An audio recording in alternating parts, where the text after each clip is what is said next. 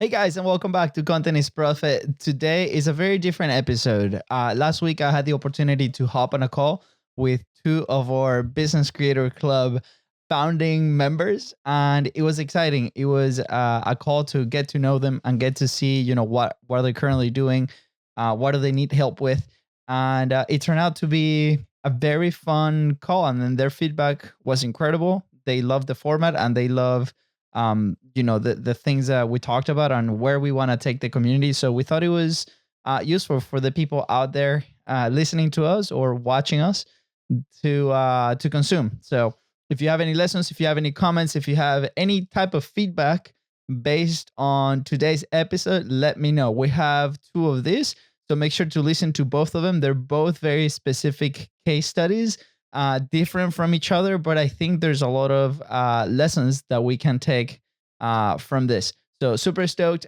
If you're not yet in our Facebook community, you can go to facebook.com and search Content is Profit Facebook group. We're there. We just wrapped up running a 17-day challenge. But if you want to be part of the Business Creator Club, which is a step up based on that, it's businesscreator.club, and we'll see you there. Oh, and I almost forgot. I did not record on Zoom when we were doing this.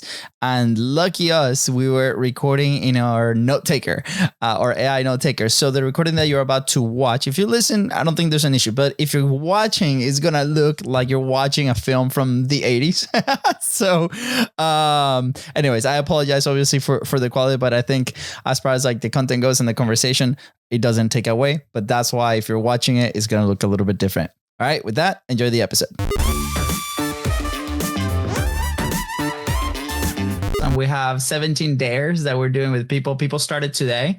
So you're still in time, and you're like technically living in the future. So you're way more. You're way more than in time. So many levels.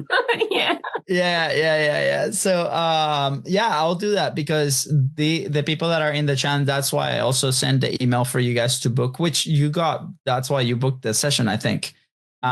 It's those are the first people that we're gonna be also kind of reaching out, and we have a couple of like calls here and there that you might want to join. But yeah, also an opportunity to meet awesome people in the group. There's about 300 in the Facebook group right now. I think active in the challenge, we have about 40.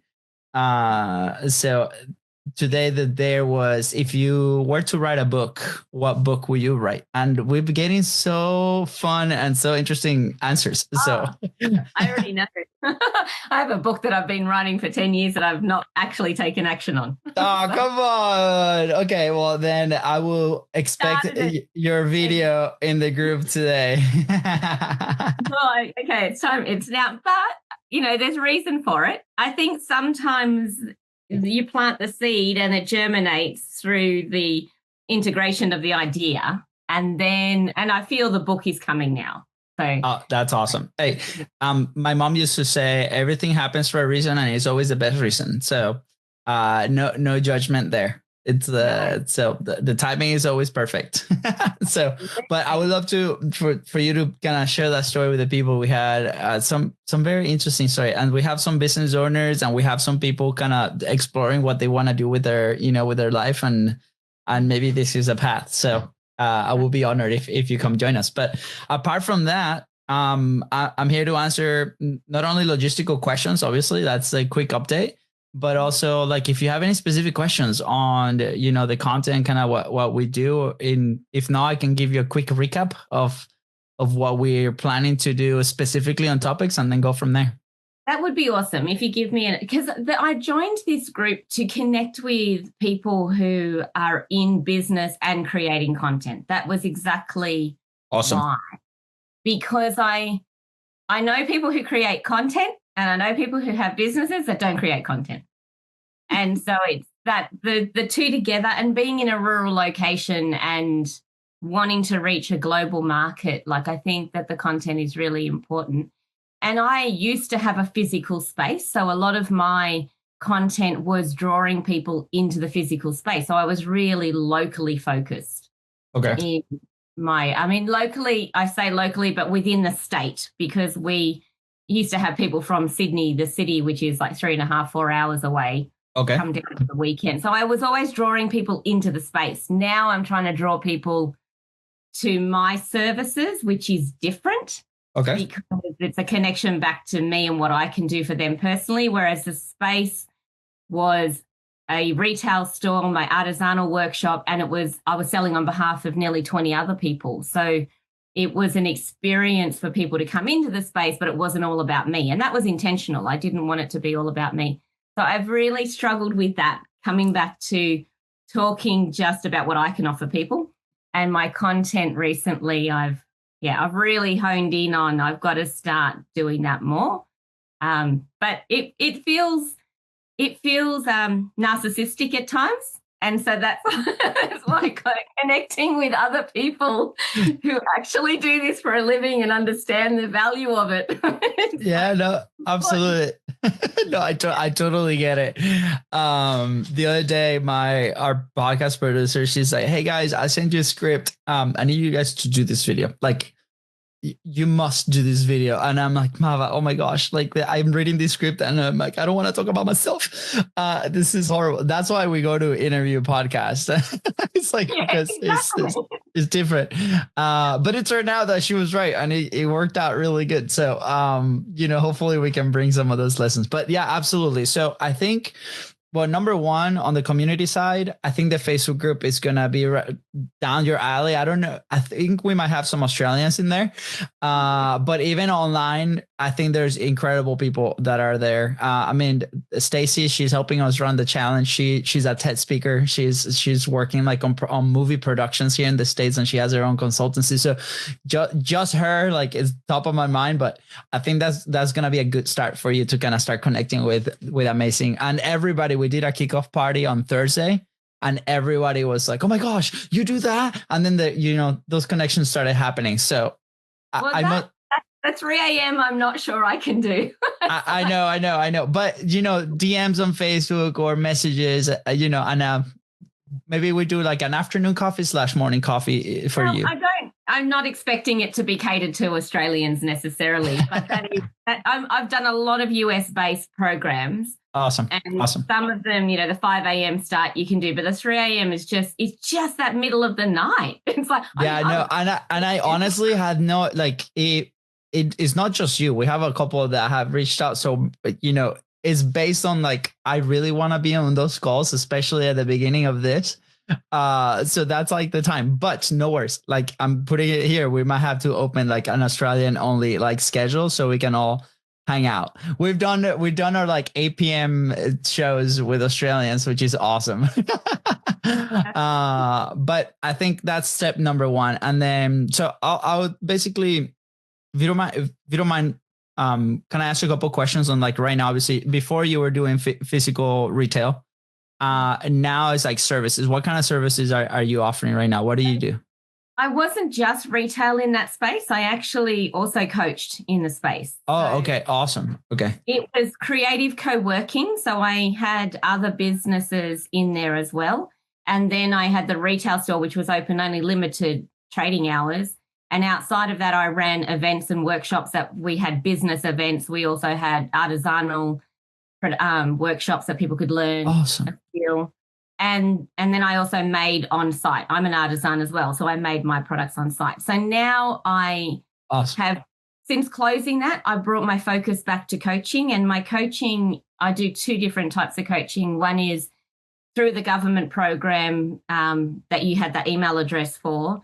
That is specifically on your digital presence. So we work with micro and small business owners on supporting them on getting started on going online, or if they're already online, actually elevating their presence. So, and that's been really good, but it is only restricted to New South Wales, Australia. That's our section of the program.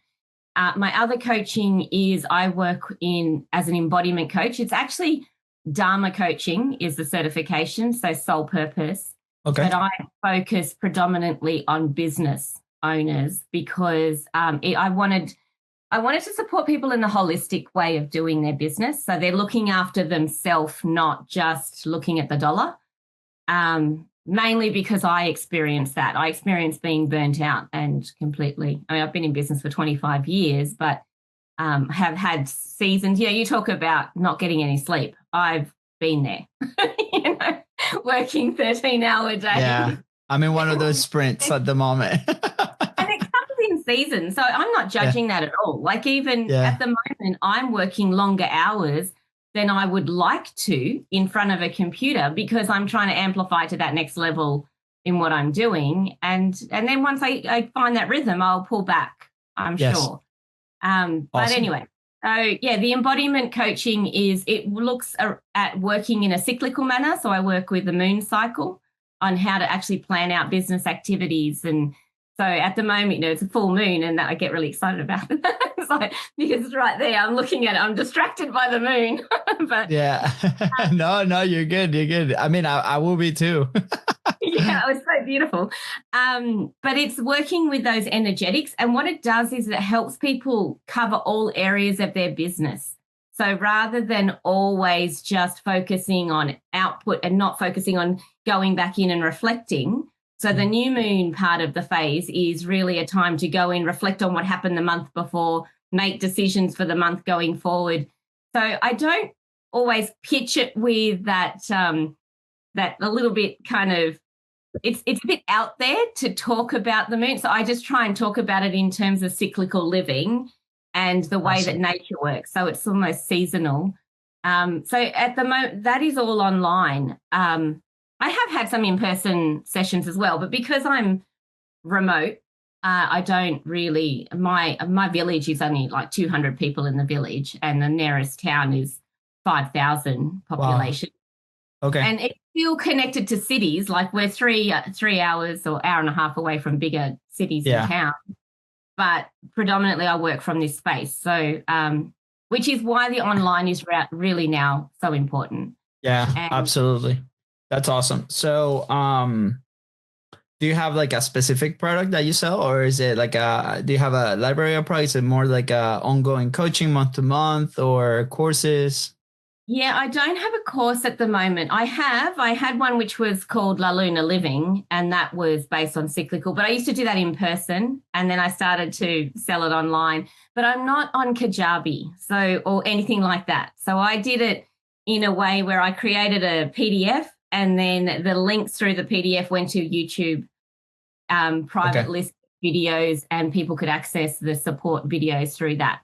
And that worked for a little bit, but I don't, it feels a little bit unprofessional. So I've kind of pulled back on that. And instead I offered a membership where I worked with people in Zoom sessions and we did new moon, full moon meetups. And in between I supported them through the Patreon page. That again, I actually pulled back on that because I sound like I don't follow through, but it's not that. It's just I'm going through this change of selling my house and moving, and the energy that was going into supporting those people on Patreon, I wasn't actually getting enough return on the investment of time financially. So I pulled back on that. I just put a pause on it and have been focusing on selling the 3-month containers or the coaching through the program that I do. I can feed now into my personal coaching, whereas at first they didn't allow us to do that. So there was no transfer across. So in terms of products, I have a digital ebook that I promote, which is only $11 Australian. So it's not a big money.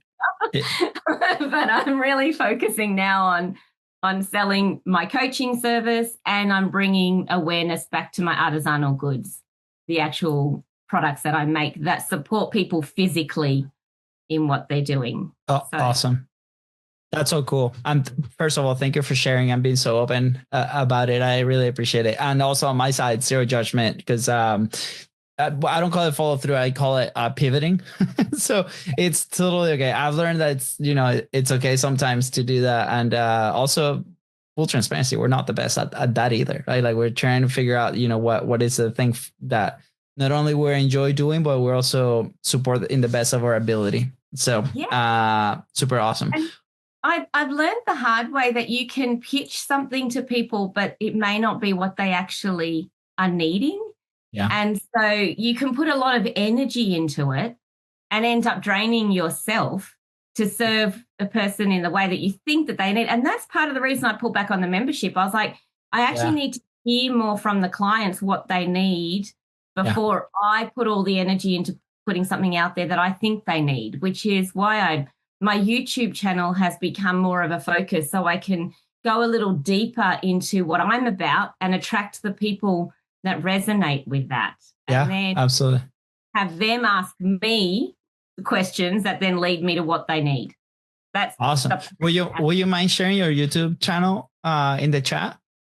I will. It is. Is. That's cool. So, so how are you getting into those current conversations right now to find, what your customers currently need, or your leads or your prospects? Well, at the moment, I'm really using, I'm actually using the program that I'm working in as a lead generator, because I get to talk to business owners directly. Do I just share the handle, or do you want me to actually put the link in? If you want to put the link, that's great. I can just click it and then grab it from there. Awesome. Yeah, at the moment, I'm doing that through, because I'm working with micro and small business owners who aren't digitally savvy. That's one thing. And quite often they're actually not very savvy at, did I send it to you, or did I send it to that reading AI? I think you sent it to my AI. Hang on, go back. There we go. Awesome. Thank you. Yeah, and because, the portal is that they're not digitally savvy, but then you find out about their challenges in business at the same time. So I'm just learning what is required out there, but I do want to actually, if this is, because it's so niche in terms of it's just digital, I don't want to just support people in the digital space. I want to support them personally. Yeah. So that's awesome. Yeah. I'm looking at your channel right now. It looks really nice and professional, and I love where you're recording the videos. Well, I've gone back into my studio shed recently. I used to just do it in this room, but I find I sit on my desk chair a lot for it, and I'm quite stationary. So I've gone back into the studio shed because I stand or I sit on the table, and I just feel I'm an animated speaker. And my YouTube channels videos were very, stagnant. And I was also I was reading a script at first because I was so nervous about waffling that I was trying to keep myself tight. But it actually made me feel tight. So I'm now just writing myself dot point notes, and then I go out there and just let it rip. And I oh, so awesome. Yeah, I do feel like the personality aspect is coming through more by doing that. And I've seen a spike, and that's only been in the last few weeks that I've made that change, and I've already seen a big spike. I'm getting subscribers overnight consistently, and it's not huge. Like, I'm only up to 40, but I was at 12, Hey, no, that's amazing. That's awesome. I'm glad that you saw a little bit of a difference. I think it's super important that, you also feel good creating. And I think that's a big element, right? Like, because at the end of the day, if we don't enjoy the creation process, it's, why are we even doing it in the first place? And I think we have these two sides of the spectrum, where on one side you have like the full creator, who's like is the artist, right? The passion that they create the art that they want to create, and they put it out there to the world, and then they attract their audience. And then later on, they're trying to figure out, okay, how do we monetize that?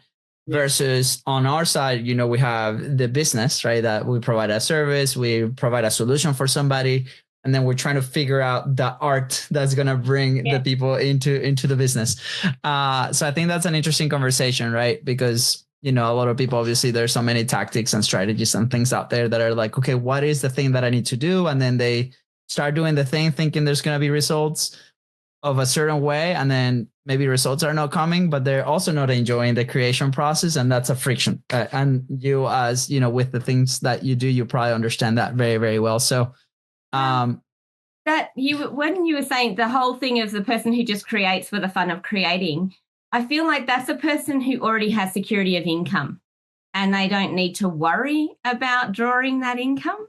through that creation. So I tried that after I closed the shop. I actually tried getting freelance work and securing permanent part-time work. But I found that drained my energy so much that I couldn't create the way I wanted to create.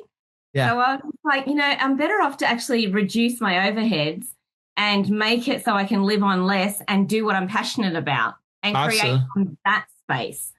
And so now I'm kind of sitting in that space where I actually do need to make the money, but I don't want to compromise the joy of it because I can see it doesn't serve. I think there's a world where both can live. And I think that's where we're trying to achieve with that space is, provide either the frameworks and the tools or the connections to make that happen and create that momentum. Right. So like, I don't know if how do you find us through our podcast? Is that how we connected initially? Yeah. So I've been listening to your podcast for a few years now. I think I started my podcast only 2 years ago, and it was maybe within the first 3 or 4 months that I started listening to yours. And that has been, I felt bad because I was listening for so long and I hadn't reviewed yet. And I was like going, oh my goodness, I'm drawing all this information. But I was listening while I was cooking. And while so I was like, I'm not really able to write right now. No worries. Thank you. I'm very glad that it helped you. So it's been so good. Well, that's awesome. Well, that's good feedback for me because at the end of the day, it's like, okay, when we started the show, we were in a position where it was right after COVID. We used to give a ton of services for like local businesses. So we will go record on their stuff and everybody closed, right? And that was almost like our Hail Mary. And we found that podcasting for us was the way that we needed to create to stay consistent because like all the other ways there's a lot of friction. So friction was like things that prevented us for creating, publishing, producing. And obviously the process has evolved quite a bit, but what kind of trigger was that consistency and frequency and trying to get into as many conversations as possible with who we thought it was a prospect for the service that we offer. Right. And then we started kind of adapting kind of that the conversation into what we do now. And that provided opportunities. So you interview people that you want to work with as well, right? It started. So yes and no. Right now it's a little bit different because we're in the network. So we do a lot of, if you've listened lately, there's a lot of like solo episodes and Fonzie just became my dad. So he's taking his leave for us for a few months. But yeah, initially, and it was by accident. It was like interview number 16, I think it was. And the person after the conversation that we did for the show, which the topic applies to what we wanted to do. And we were in a position where in 60 days, we needed to sell something because that was it. Like we had to, and it was mid-COVID, everybody closed. So we had no idea what we were going to do. And the person was like, well, guys, like I had a great time. What do you guys do? And after that conversation, we kind of we pitched our service. We're like, well, but what we do, I don't know if it's for you, but we do production. And the guy said, I need somebody that can handle remote production. Like we already record this stuff and I can send it to you guys. And that's how everything started. And we're like, wow, this is pretty interesting. So we're put in a position where we're now starting to think about audience in a very different way because audience, it's you put the content out there and whoever's consuming that, we consider them audience members, right? But at the same time, the person that we're creating with, like that collaboration, they are also part of the audience. They're the first member of the audience because they're listening to you say the things that you say with them, right? So the approach that we kind of took was instead of us interviewing them was let's have a conversation about this topic together. And that puts us in a level of authority with them instead of below them, right? We're having a conversation about this topic. I might be wrong. You might be wrong. Mostly our guests are right, more right than we are, right? But at the end of the day, it's like we're also showing kind of what we know, what we can do. So what that does is in their eyes, it opens the door to a conversation after. So we establish a process right after for collaborations, and this works in any medium. Like if you do an Instagram collaboration, I was just on a call with somebody that does newsletters. So same things like how can I connect with that person? That could be an opportunity for me down the road. So that could be a referral partner. That could be a person that opens, a location for you to do a class in there. Maybe somebody that has the audience that you need, right? Maybe they become customers. So what we do after the conversation is like, hey, man, Mary, I just had a great conversation with you. Thank you so much for coming. This was incredible. My favorite topic was XYZ. I'm sure like this is going to be super helpful for the audience. I would love to explore ways where we can collaborate more. And like, if we don't believe that, we don't say it. There's people that have been coming on the show and we're like, I don't want to be involved with that person, right? But I don't even know why we say yes to that conversation. It doesn't happen often. It's happened a lot with cold pitches, like agencies that send people and we think front face might be the best idea, but that's why we're very reserved on who we bring, because we want to be honest about the relationships that we're building. We're like, okay, we like that person. And after that, what we pitch is just, depends on what side of the business they're in. But for the agency, we're like, hey, I would love to show you what we do and see if we can collaborate. And I leave it open like that. And then we set up the call. We're like, hey, can we talk tomorrow? Can we talk in the next couple of days? And that initial frequency of conversations allowed us to connect with more people and learn about their needs. So we initially were providing a different service, but what they needed was the multi-purposing. And that's why we landed there. Yeah. So my challenge to you, because I think you do a lot of solo shows, right? And it's not, you don't have to do interviews. You don't have to do any. I want to do more conversations, even more so than just interviews. I've had a few over the years. Yes. The last couple of years. I haven't been going for that long. But I have reached out to people. Yeah. And at the moment, I've got one girl who's just said yes, in the next few weeks we're going to meet together. But then everyone else recently has said, can we do it in August? Because they've got something that they want to actually promote around that time. Makes sense. So I am constantly reaching out to people to have more conversations. It's still new, but that is where, because I recently opened up a new playlist, which I can just focus on my artisanal productivity and what I'm working on. So I can just share stories around that. But the podcast playlist is going to be focused more on interviews and conversations with other people, is my intention with that. That's awesome. Yeah, I see here your playlists. So yeah, I think initially is, because what happens is there's two ways that, again, back to those levers, which are, your messaging, right? Like the things that you say that connect with your audience, the problems that you solve. Then you have the way that you create. So in that, you have your studio set, right? For example, like, or you do a talking head video, like what's the creation method? Then you have your production, which, I'm guessing it's probably you, or you have a video editor that kind of supports you in there. Is you? Okay. It's all you. Well, you're doing a great job. But it's normally where it starts, right? And obviously that takes some resources and time. And then you have distribution, which you could have organic distribution, and then you can have paid distribution. Then that distribution connects your business or your content to the monetization system, which depends obviously on your offer, your product, what are the solutions that you're solving, and then how do you manage that? Those are like the 6 levers, and we're going to go deep into those in Business Creator Club specifically, where we're going to talk and bring different examples and solutions for each one of them, depending on like where you are. So for example, on your monetization, it's like, how do we cross the line across all those, right? Like, so let's say, perfect, you have a YouTube channel. That's the distribution channel for your content right now. So YouTube wants your content to do good. So there's going to be some data in the back that is going to give you back on like what kind of video was an outlier, where do people watching, the click-through rate, these different things. But that's also based on like what audience are looking for, and where the audience is presented. So specifically on YouTube, this is something that we started trying out for a show not so long ago. Our show does a lot better in audio than on YouTube. So on YouTube, we decided to try, some paid promotions.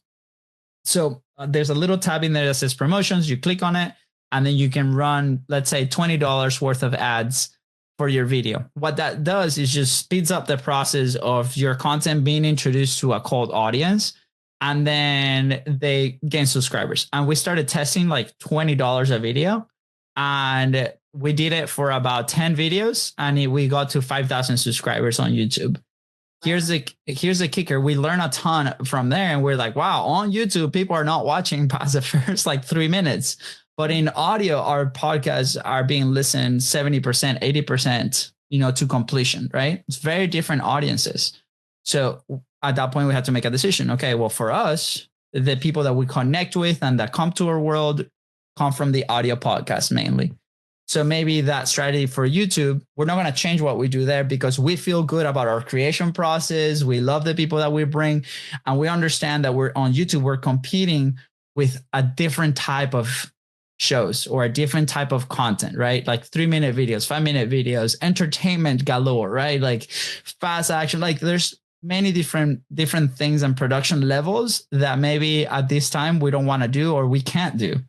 So we're like, okay, we learn from that, but we can still get that data and be like, okay, how can we get the click-through rate from 5% to 7%? Well, we improve our thumbnails, we improve our headlines and our titles, but that paid aspect speeds up the feedback versus 100 views that might look. So there's things and tactics that you can do based on that. Now that's for like that front end audience. I've actually had an audio. I have a podcast channel as well. So I use Zencaster to reach Apple and Spotify and whatever else they promote to. And I actually originally created my episodes with that in mind. I really focused on the audio, and I had the intro as a part of that. And then I just would put the video onto YouTube, extract audio, put that onto Zencaster and upload that. So I use iMovie to edit my my content. And that's how I separate it out. But I did notice on YouTube that I would lose people at the intro because it was constantly just the same thing. So I started taking the intro out, and I just had the little bit of music instead. So I have the graphic and the little bit of music, a minute and a half in, and that's made a big difference. But I haven't really analyzed what's happening on the audio platform to see if that's worked for it or against it, because I seem to be getting, I also use Instagram, and I clip from my videos to do that and tried to increase my content on Instagram. But I do find Instagram very tricky these days. I don't feel like I'm getting that return of investment of time. Yeah. But I set myself a 14-day challenge, and I did, and I set it for people that were in a webinar that I ran through the program. And in that time, I actually picked up someone who wanted to collaborate with me in their physical space in Canberra. So that clearly worked. But I'm still analytically, I do look in the background. I haven't done as much on the podcast, but I guess I'm not seeing the return in terms of people reaching out to actually work with me yet. I feel like it's all too new will that happen? I don't believe that'll happen overnight. So I'm just trying to see where I'm losing people and then adapt according to that. But yeah, I just haven't spent much time with the audio. Yeah.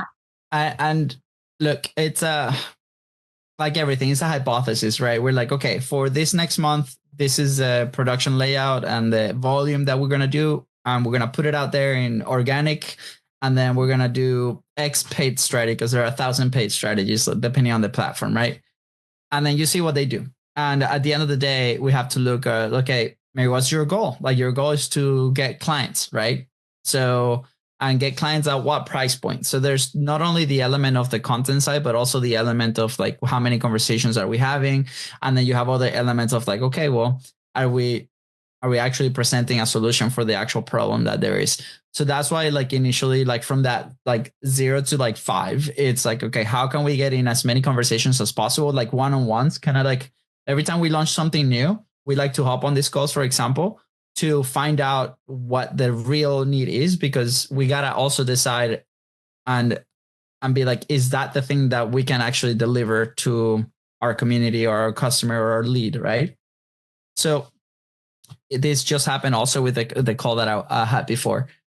Sometimes we as maybe business owners or creators, we're very passive on expecting the people to come to us, and we forget that we can also be very proactive about it. So I guess one of my challenges will be, where are some online communities or places, like where are those places where your ideal customer is today, right?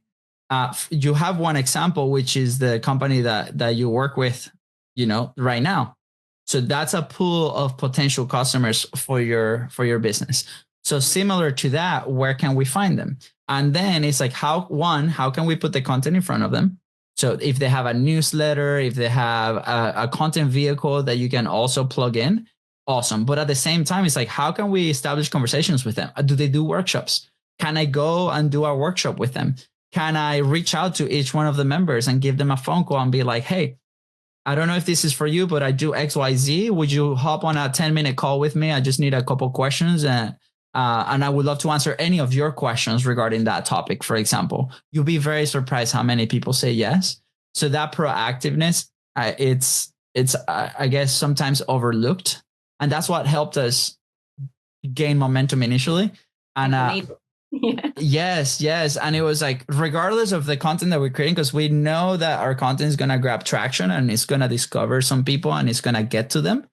But because we didn't have money to do paid, or, we didn't have direct response, we didn't really have a proven product back then. It's, and we're still developing some side on the agency side. We know exactly what we do and who's our ideal customer.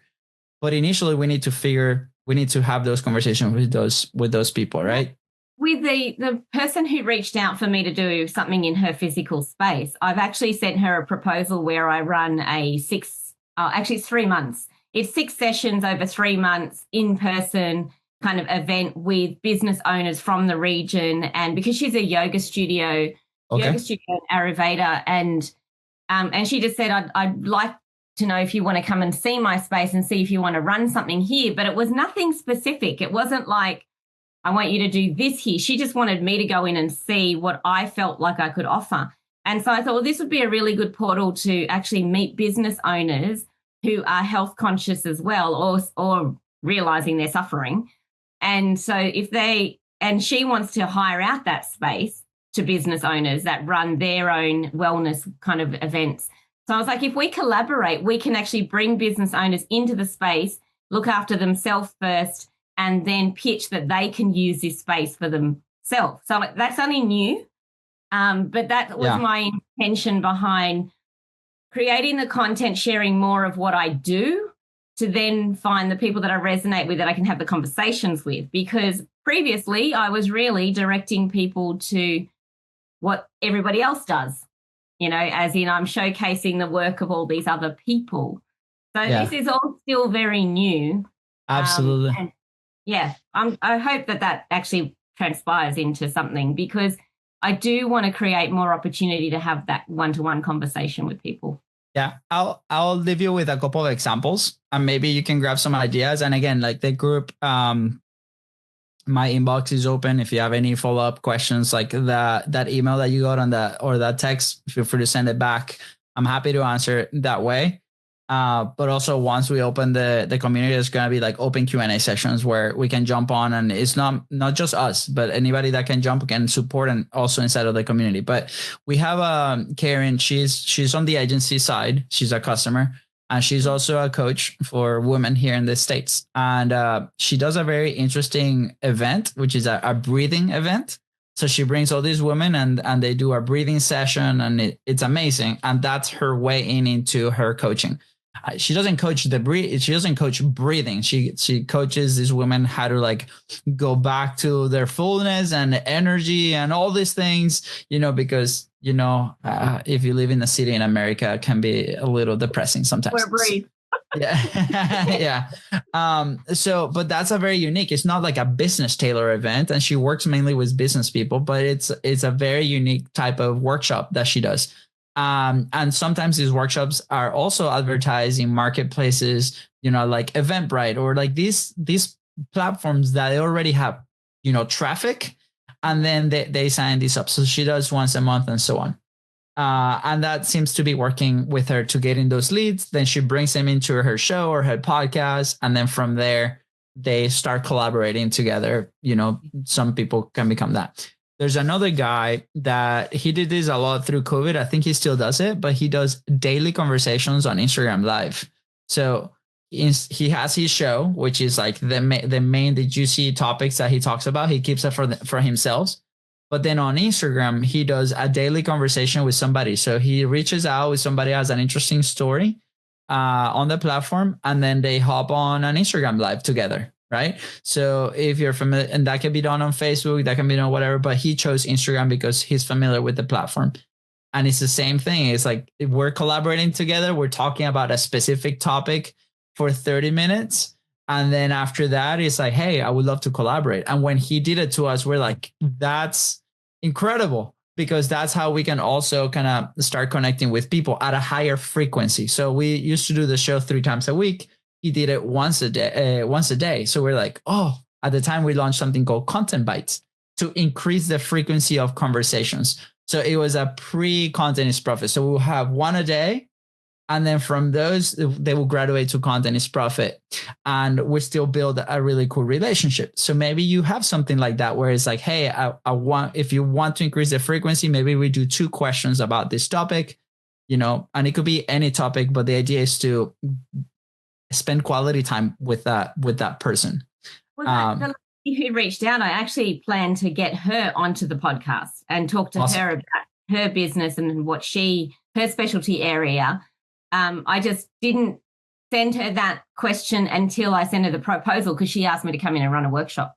Yeah, absolutely. I mean, she almost like she skipped that step, which is totally fine, right? And then, if she wants to, I think at that point, I mean, nothing wrong to have her on your show if you feel like that's valuable to her, but that's the result of like these conversations, right? You connected with her. So that proactiveness, and, there might be, I'm sure there's communities online where they might be asking questions, right? Facebook groups, Reddit groups, like LinkedIn, like wherever you feel like your customer is, that they might be asking the questions that you can answer. So, once a week, once a day, you can come in for a few minutes, answer those questions, friend those people, and be like, hey, Luis, I saw that you had this question on Facebook. I answered them in the comments, but here's the answer just in case. And I would love to connect with you and learn more about, you and what you do. Will you be down for a 11-minute call? And people are like, 11 minutes? That's weird. All this specific, but you'll be very surprised. People hop on. It could be a 15-minute call, 20-minute call. We tend to see with like people that we don't know, shorter time, it's a little better. And you'll be very surprised. Like people come to those conversations, and then you can discover more about them and see if you can support them. Right. So there's a couple of ways that you can go about do that. But my question to you is, maybe you go back to an example of like, how you created that relationship that ended up, being coached. How can you replicate that? Like, what's the fastest path to the least resistant path to cash, for example, right? Where a lot of people starting with content is like the path looks like create content, send to a landing page, book a call, sales page, order page with a ton of steps is really challenging versus, hey, I love what you comment here. Here's my answer. Can we hop on a quick call? Now we have the connection. Now we have the conversation, and we can then from there, that's up to you on how you can do that. There's obviously ways that you can, but I think that how you compress that is through that. And I hope that kind of helps. It does. It's encouragement, because that it takes courage to actually go and reach out to someone and say, let's jump on a call. Right.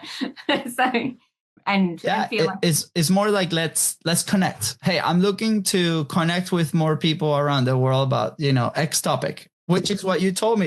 Which is what you told me at the beginning of this conversation, right? Yeah. Like that's what you want. It is. And that's exactly what I'm working on shifting. So I value what you've said, because it is for me, it's been such a game changer going from having a physical space where I've had those conversations with people organically just by them coming into my space. And the whole online presence was to direct them to come in to have that conversation. But now it's like, how do I get that? Because previously that's a good conversation. I know we have a few minutes here, but I don't think it has to change much, right? Like, again, I probably have to ask better questions on this side. But like, I used to be on a fitness studio manager, so I had about 1,000 members in our fitness studio that would come every day. Online is similar. It's just they don't have to drive to our spot. Like that, they're like, hey, my space is here in Zoom, for example, right? Like if you want a one-on-one, or my space, if you have Patreon still, my space is in Patreon. Like, let's meet there, right? So the conversation, and you don't have to drive there, you can just click a button and we're already there. Like magic. Is awesome. There's no traffic, but the techniques to bring people into those rooms, they might not change a lot. So I would challenge to maybe revisit some of the things that you were doing for that and be like, how can we adapt it? Right. So for example, we had a pizza place next to our studio, and we thought they were the perfect leads for our studio. Cause most of them were overweight, and we could fix that. So we decided to run a strategy where we will pay for their dollar slices. On Thursdays, they had dollar pizza slices, and we will pay for 2 slices if they gave us their information. Yeah. So we got like 200 leads in like 2 hours, and they were so cheap and amazing. And we're like, we won at this game. Well, guess what happened the next day? We're like, let's call them. And nobody picked up. 2 people came in. They hated it. Like, those people we got the leads, but they didn't want our product. They wanted the pizza. So that's why they gave us the information. But we're like, okay, now we need to find a place like that has our customers.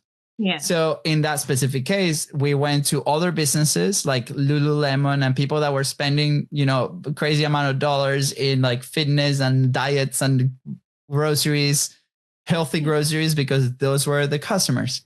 Now translate that into the online space. Like, where are those people hanging out, right? Like, obviously social platforms, but groups in social platforms. So we started looking at like different suburbs, moms groups, for example, or like neighborhood groups, because the moms were there, or we had a couple of staff members that were part of a school. So they're like, yeah, I'm going to go talk to our school board and things. So like, where those spaces are out there with similar interests. And then it's like, okay, how can we start supporting them, answering their questions, being of value?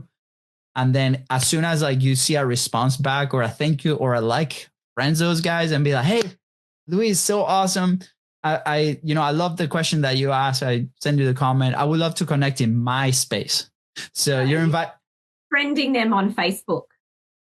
It depends where you are, right? Like if it's LinkedIn, it's I think it's platform specific. For us, we did it on Facebook because that's where we were. So we found we have a group. There's a big group from Buzzsprout, which is like it's like a publishing platform for podcasts. They had about 100,000 members in there, and we hop in there. We answer a few questions, and then the people that like it respond under us. We use a specific software, but that can be done inside of the platform as well. You can click on there. We friend them. We ask, hey, are you interested in something like this? I'm happy to connect. And that's how the whole process works. Yes, it is. We have to put in the work, but no, I'm not against that. I'm more just trying to understand and I've got to shift from the physical in-person connection to the online. And that's where I've got that disconnect. I've not worked out where to hang out online to connect with those people. So that's why I asked that question. Yeah, no problem. I mean, I think here's a practice round. If you haven't signed up to the challenge, you can hang out with us in Contents Profit, and you can use our group as a practice. There's 300 people in there, and you can start looking, and you'll see like we're super friendly. So, but honestly, that's what that group is for. People are going to expect those connections. And I think it's going to be a good practice round for everybody in there to, hey, let's start connecting. The same thing. We had no idea. No, I really appreciate that. And I know we're up for time. So I wish I had thought of that question earlier. No, you're good. Look, if you have any follow-up questions or different things, you can use the same link. We can talk later this week. I owe you guys a few calls. So totally okay with that. I'm happy to support you, and I would love to see you in the group for sure, for real. Thank you very much. It's awesome. Yeah, no, I will definitely join the group and become more active in groups. It's like, yeah. You got this. Yeah, thank you. Well, May, welcome again to the community, and I'll keep you posted. All right. Enjoy the rest of your night. Thank you, Mary. Bye. Take care.